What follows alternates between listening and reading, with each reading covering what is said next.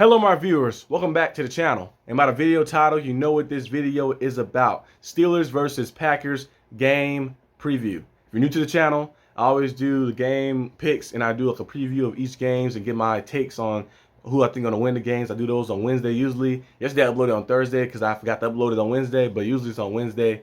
But I also do a separate one for my Pittsburgh Steelers because it's my favorite team. So yeah. But we playing against the Packers. Steelers and Packers going against each other on Sunday at 12 o'clock p.m. Oh, for me it's Eastern. Well, no, Central. Central for me, and Eastern time, like at least 1 p.m. or something like that for other people around everywhere and stuff. I think for SteelerNation Australia, I think 12 o'clock games is like 3 o'clock in the morning. So the time be crazy. So I think he probably liked the nighttime games better because nighttime might be 7 o'clock game might be like 11 to 12 for him, but for us to be 7, but for them in Australia it'd be 3 o'clock in the morning when it's 12 over here. So it's kind of crazy how the time works and stuff. But the Steelers and Packers are kind of similar. They step into a new era. You see Big Ben Roethlisberger last year, 2022, beginning of the year, January was his last game he played against the Chiefs in a playoff game, and he retired. And then you see Aaron Rodgers. Mr. Rodgers was in the neighborhood, and then the Packers evicted him from the neighborhood and traded him away to the Jets. And now they got a guy here who's trying to spread a lot of love. And Jordan Love has not been playing the best football the past 3-4 games, but you see him in the first 2-3 games. You've seen the potential, so potential is there. Jordan Love is a good player. In my opinion, I think Jordan Love is going to have a good career in this league. He's got to learn one thing, and that is to kind of just pick your poison.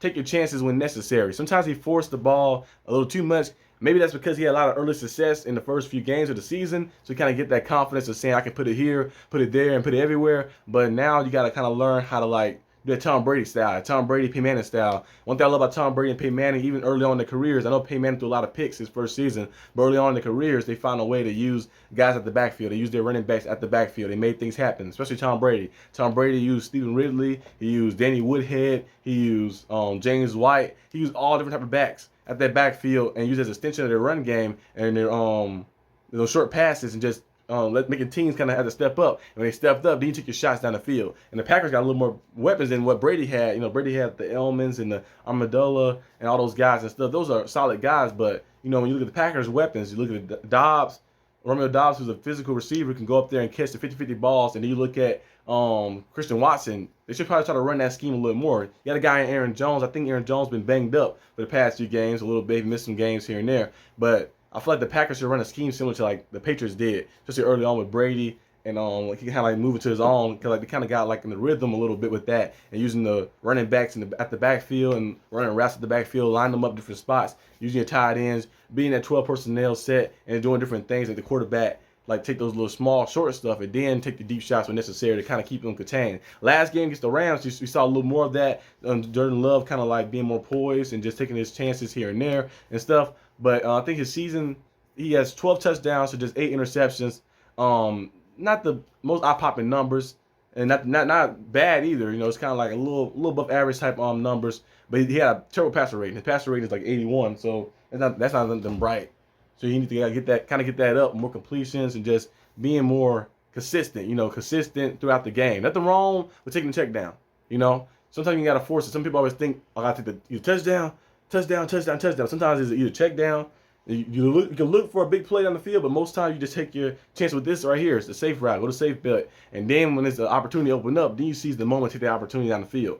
But Jordan Love I think he's going to be a good player in this league, but he's playing a team in the Pittsburgh Steelers who are looking to make his day terrible. The Steelers, they can get pressure there. The pass rush is amazing. Alex Highsmith, T.J. Watt, those guys are getting pressure. Keanu Benning, we see Nate Herbig getting there. Golden getting in there. All different type of guys just find their way in there. Cam Hayward got in the backfield a little bit. Had tackle for loss yesterday and some big tackles. Not yesterday, but on Thursday, last week. And you just got to find a way to it's going to be tough for the Packers to find a way to try to stop that and slow that down. We've seen Crosby when he was on the Raiders played the Packers. It was a few weeks ago, and Crosby just had his way with them. We've seen Daniel Hunter had his way with them as well. Those guys just got in there and relentless. And those guys, they're good guys, but they're not T.J. Watt. So if they had their way with them, I think T.J. Watt can be out there and go out there and have his way with them too, because it's just going to be a lot of relentless underlying crazy pressure, just getting after the quarterback and just causing a lot of mayhem in that backfield. And I think the Steelers can do that. They can win this game for sure. I know our secondary is not the best because Mika Fitzpatrick, they say, is not expected to play this game. I don't know if things might change or something, but they say he's not expected to play. Hopefully that changes and he can come out there and play. If not, you got to rush him and try to force him back out there. I think some of the guys will be solid enough to hold it down. But the pass rush can get there, can help up the cornerbacks a little bit. Wallace looked a little better last week.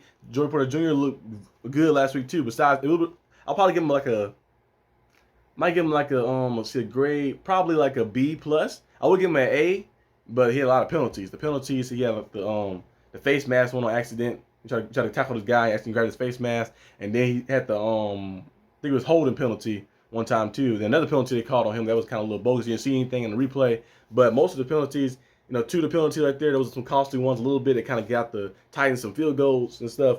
But I think Joey Porter Jr. is a good player. He's a young player. He's still learning. But I'd rather have a guy, like I mentioned a lot, I'd rather have a guy be handsy and holding on and stuff than have a guy getting beat down the field, let him catch the ball and stuff. Joey Porter Jr. don't let you get in a rhythm at all. He might penalize you, but you're not going to ever get in a rhythm of catching a football on me. You're not going to ever get in a rhythm and say, oh, I can do this on him. Nope. You're not going to even have that in your memory of catching the football on me. I'm going to keep hounding you and keep playing physical and keep pressing you and like just checking you at the line every single time to kind of like get you flustered and frustrated. And that's what I love about Joey Porter Jr. He's been doing that ever since he got the opportunity basically to start past 2-3 games. He's been playing very good football. But one thing I want to see though in this game is Kenny Pickett be consistent very early. You got to start the game off hot. You got to start the game off early. You got to be consistent early. You can't try to like wait to the fourth quarter and to get things going. Don't get me wrong. I don't mind the fourth quarter. The game-winning drives, the 7-game winning drives. That's awesome and stuff. And the win is a win, no matter how you get it. But sometimes you want to still get better. As a player, you want to get better and play a perfect game. He mentioned before himself that it's going to start off better. Because second half stats, you compare the second half to all the other halves, it's like a different player. If you somebody close their eyes and say, what's these stats right here? You probably think it's the top 10 guy. But you say, no, it's Kenny Pickett's stats. But why can't he play like that the entire game? I don't know why. He started off too slow. So let's see if he can get things mixing. A lot of people put a lot of blame on Canada. But the past 2-3 games, some of the plays that have been missed a few times here and there haven't been Canada's fault. Those have been on the quarterback, and there's also been some of the receivers dropping passes, like the Jaguars game, a lot of drops, and the receiver not getting his foot down and bounce and stuff. So hopefully this game we see guys kind of like all get on the same page. I think if Kenny Pickett can get on the same page with these guys, and everybody can get on the same page and get in sync in the rushing attack, 166 rushing yards last week. If we can duplicate that this week, Packers rushing defense not the best rushing defense either, so it should be a favorable matchup for Najee and for Jaylen Warren to get out there. My dream, like I always tell you guys, is to see the stat sheet say Steelers rush for 238 yards on 40 attempts, Najee with 21, Jaylen Warren with 19, and they went out there and had 230 yards, Najee with 120, Jaylen Warren with, I don't know what the rest would be like that, and just having those guys go out there and have 100 apiece, like that'd be a dream for me right there. Like we be able to run the ball like that. We have those guys combining for 160 plus to 200 plus on the ground, just controlling the whole entire game, just controlling the whole field. Broderick Jones looked amazing last week too. He's gonna be definitely playing a lot this game too as well. So we can just find a way to just do that and to get the run game established like that. Man, with this defense too, and keeping that defense right there fresh, because you run the football, you keep your guys fresh. They gotta be out there a lot too. You run the football, so you slowing the game down, you controlling the pace of the game, and those guys be fresh out there and playing at their peak when they're at their best. Man, it's gonna be dangerous for some teams. Try to stop that. But another thing too I want to see as well is more consistency in the secondary. Secondary too. I want to see the secondary be able to make plays too. Because on third and long plays, I feel like the longer the third down is to get, the worse the Steelers have to stop it. It'd be 3rd and 25. You'd be like, oh, they probably force off the field, get a punt. Nope. And the 27-yard completion. But what the heck? But then you see something like, you'd be like 4th and 1. Be like, oh, they probably got this. Steelers get a stop on 4th and 1, so you can stop that, but you can't stop the 3rd and 25. So it'd be like backwards sometimes. So hopefully they get more consistent on that end of the field and just start like, okay, let's get off the field on 3rd down and let's get our guys offense out there to try to see if they can go out there and score and make some things happen. I know we scored an opening drive touchdown against the Titans. It was a perfect little script drive right there down the field. Hopefully we can duplicate that and replicate that this game right here against the Packers. But we're gonna see how things shape out. My score prediction for this game right here is going to be 23 Steelers, 23-13 Packers. Steelers win 23-13. I don't think it's going to be a blowout. I think the Steelers win comfortable by 10 points. Be the first game in a little while they win comfortable. And they go into the next week in a rivalry game against the Cincinnati Bengals. Whew.